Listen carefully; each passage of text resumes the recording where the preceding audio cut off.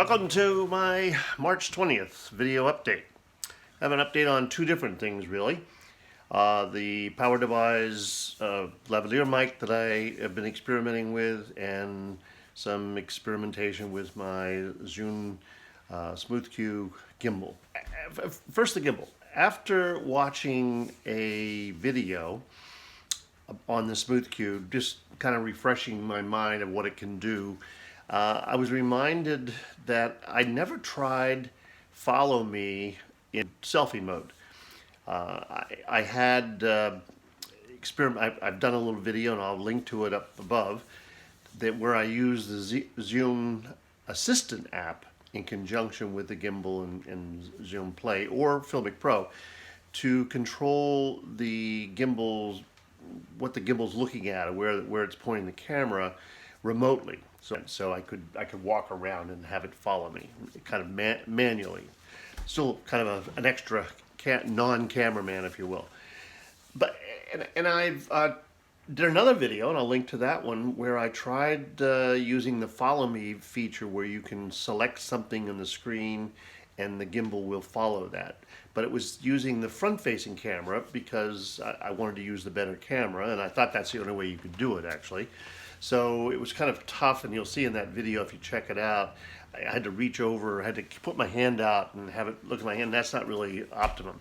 So in this video I watched recently, the young man doing the video showed using this follow me feature in selfie mode. So I'm trying that right now, and I'll show you real quickly how we do that with an insert. So when you look at the screen of the Zhiyun Play app, in the lower left, second icon in, there's a circle, or a double circle. Looks like a target. And if you click on that, and I'm going to do that now, right? So had a little bit of a camera failure there. I was using the Zhiyun Play app to record this on the gimbal, and I was able to export one, as you saw, or you'll see. I can't remember now where it places in the video, but the other one wouldn't export. I couldn't save it, so it was being held captive in the Zhiyun Play app. So a little frustrating. So I'm going to record this using FilmicPro, my favorite. So where I was is I had set the Play app, or was setting the Play app up so I could choose myself. And I'll put a piece in here that explains that. You tap on that little icon, and the center of it turns red, and then you draw a rectangle around your face, or the thing that you want the camera to follow, or the gimbal to follow. So I did that, and then you can see in the example that if I move to this side, the camera will move.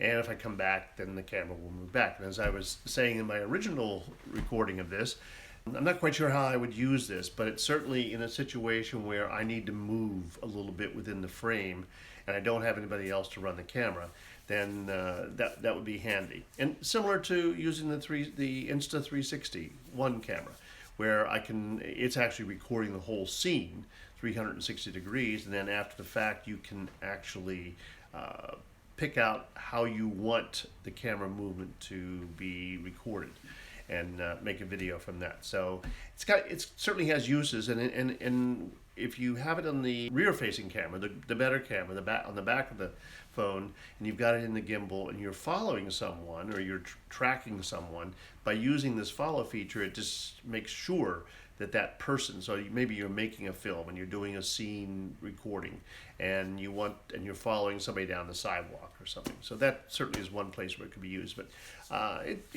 it's nice to know that you have these tools in your toolkit. So if I don't want to use the Assistant app, and then it's not appropriate to do a remote control of the gimbal, then I know I can do this follow feature with the gimbal, and that's kind of handy. And I really do intend, I've been saying this how many months now, but I really do intend to use the Zhiyun Smooth-Q more, so I get used to using it, because I realized after the last trip we went on that I did get choppy video when I was trying to handhold, or even using the little holder that I have with my iPhone.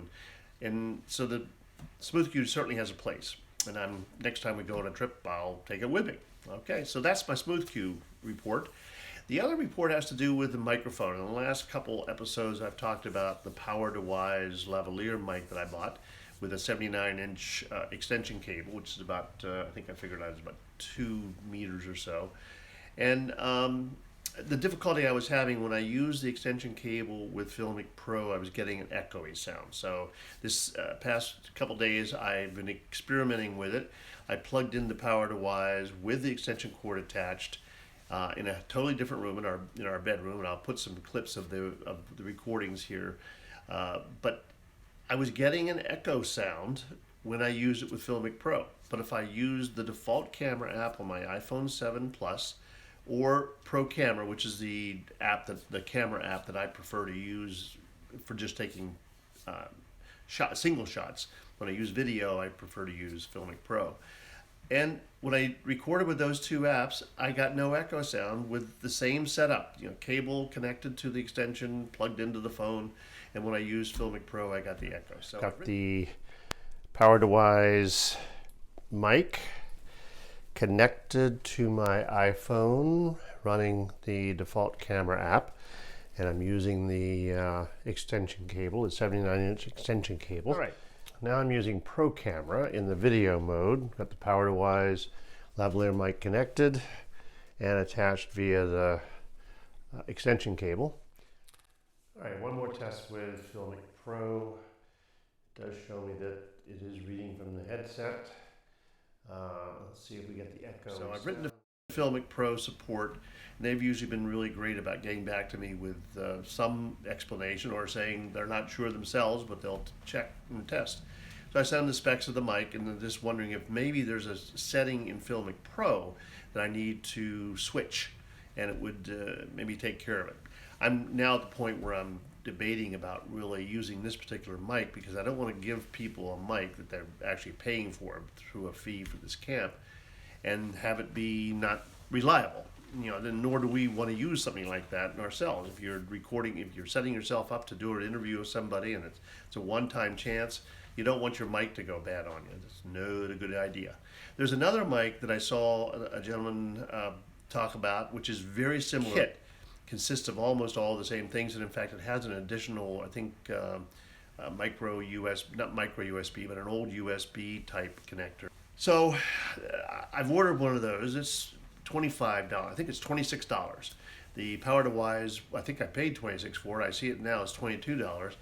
But so it's the same price range. Again, an inexpensive mic, but with lots of little components. An adapter. It's TRRS, so it plugs right into a smartphone or that type of connector.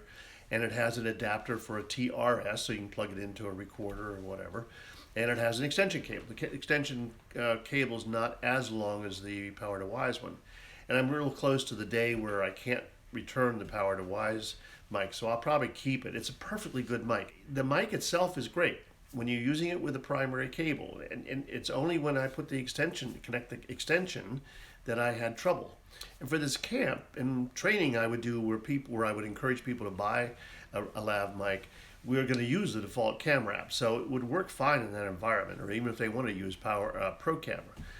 But eventually, if you're going to do real video recording production on an iPhone, then FilmicPro, I believe, is the app to use. The jury is still out, and I should have the other mic in 2 days or so. So in my next video update, I'll give you a report on my experience with that and determine whether it's maybe a better package altogether because of some of the extra things that come in it. But if it still has the same problem, then I'm just going to have to deal with that. And maybe I'll just stick with the PowerDeWise and I'll send this one back because I'll have 30 days to do that. So we'll see. Again, it's what these updates are all about. It's the experiences I'm having and frustrations I'm having. And now I'm having a frustration because I just ran out of space on my iPhone when and it stopped the recording that I was doing a minute ago. So you'll see the background's changed a little bit. But those are things that you have to deal with. And even though you try to plan ahead, sometimes it doesn't work. It's managing the audio assets, the audio and the video assets you have on your phone is difficult, and that's one of the reasons I'm up for a new phone. That is to say, my contract's up, and so I can get a new phone this fall, and presumably, as Apple usually does, they come out with another iPhone.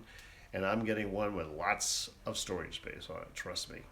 Okay, thanks for checking in, and I'll see you next week. Goodbye.